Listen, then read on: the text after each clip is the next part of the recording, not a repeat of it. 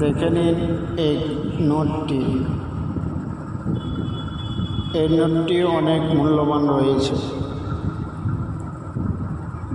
নোটটি 10 টাকার নোট, খাম নোট। পেন্টিংয়ে গড়বড় হয়েছে।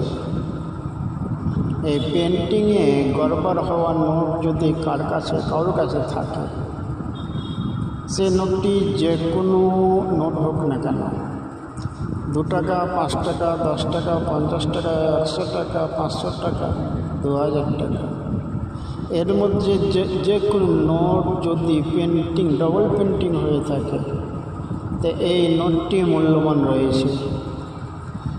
এই নোটটি আপনারা বেচে দিন,